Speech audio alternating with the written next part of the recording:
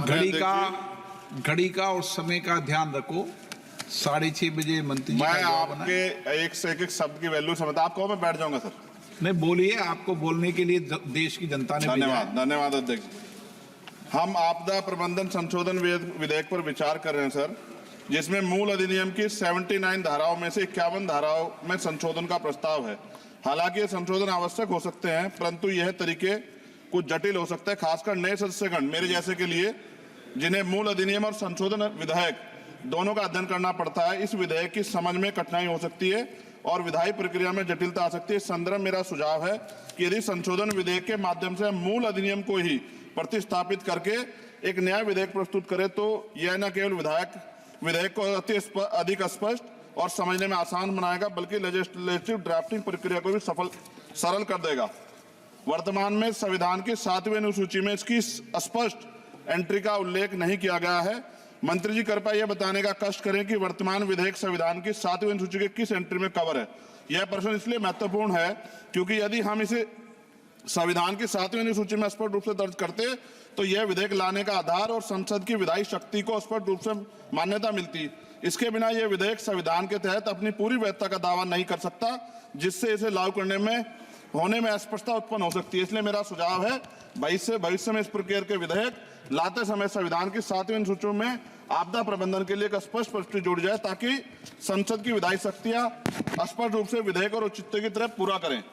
मेरा प्रश्न केंद्र सरकार द्वारा राज्य को आपदा के समय धनराशि और अन्य सहायता प्रदान करने की तरीके से संबंधित है। हम सभी जानते हैं कि जब भी कोई आपदा आती है, केंद्र सरकार विभिन्न राज्यों को राहत देने के लिए धनराशि और सामग्री भेजती है। हालांकि यह देखा गया कभी कभी सरकारें अपनी पार्टी शासित राज्यों में को प्राथमिकता दी, जबकि विपक्षी दल द्वारा शासित राज्यों को धनराशि कम, विलंब और भेदभाव पूर्ण तरीके से दी जाती है। इस भेदभाव का राजनीतिक विवाद और आरोप प्रत्यारोप उत्पन्न होते हैं। विशेषकर जब आपदा की स्थिति गंभीर होती है तो यह भेदभाव और देरी राज्यों के लिए अधिक संकटपूर्ण हो सकता है। इसलिए मेरा सुझाव है इस विधेयक में एक स्पष्ट प्रावधान होना चाहिए, जिसमें यह सुनिश्चित किया जाए कि सभी राज्यों को आपदा के सहायता समान रूप से समान मानकों के आधार पर दी जाएगी।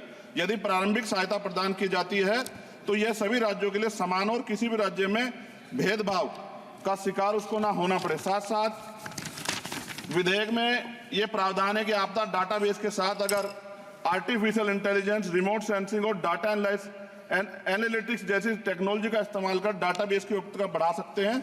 इस प्रावधान भी विधेयक के हों। एनडीएमए में जो आपने स्पेशली स्टाफ रखेंगे, क्या नियुक्ति में SC, ST और OBC को आरक्षण का प्रावधान दिया जाएगा? क्या ये बल सिर्फ मैन पावर होंगे या आवश्यक राहत सामग्रियों उपकरणों से भी लैस होंगे? इन बलों को वित्तीय संसाधन भी देने होंगे जिससे प्रभावी ढंग से कार्य कर सकें। आपदा प्रबंधन नीति डिजाइनिंग में पूर्व चेतावनी प्रणालियों के उन्नयन को शामिल करके पूर्व चेतावनी प्रणालियों को प्राथमिकता दी जाए। आपदा प्रक्रिया कोष में ऐसे प्रावधान होने चाहिए कि आपदा होने के 24 घंटे में ही प्रभावित राज्य जिला प्रशासन को एक निश्चित प्रारंभिक राशि जारी हो सके।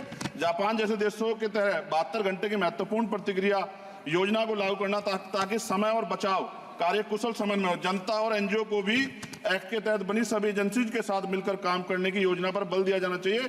किंतु संशोधन विधेयक में ऐसा कोई प्रावधान नहीं दिखता जो कि आपदा के समय नागरिकों, NGO और सामाजिक संगठन रोल को सुनिश्चित करे।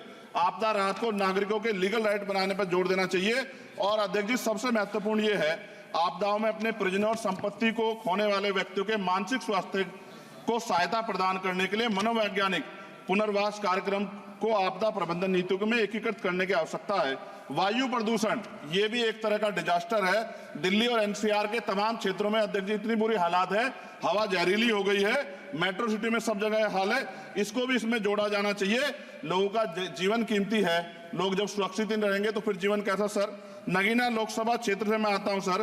किसानों को हर बार बाढ़ के कारण नुकसान होता है और जब वो जाते हैं दफ्तरों में तो अधिकारी धमकाकर भेज देते हैं वापस। कोई मुआवजा नहीं मिलता, मुआवजा के नाम पे खाना पूर्ति होती है। सभी लोगों में चिंता है अध्यक्ष जी। इसलिए मैं माननीय मंत्री जी से मांग करूंगा कि जो मांगे हमने इसमें रखी हैं, अगर उनको जोड़ दिया जाए तो इसका फायदा आम जनता, किसानों, सब उन वर्गों को मिलेगा जिनके लिए हम लोग सोचते हैं। और भारत बड़ा देश है, बड़ा भूवर्ग है, कहीं बाढ़ है, कहीं अग्नि है, कहीं जो है रेत की समस्या है, तमाम तरह की मुसीबतें यहाँ है। तो मैं माननीय अध्यक्ष जी आपके माध्यम से सरकार से मांग करता हूं और माननीय मंत्री जी से कि इस बिल पे, जिस विधेयक को और मजबूत करें जिससे इसका लाभ जनता को। माननीय अध्यक्ष जी आपका धन्यवाद। नहीं, नए सदस्य, लेकिन उन्होंने बहुत अच्छा विधेयक पर बोला है।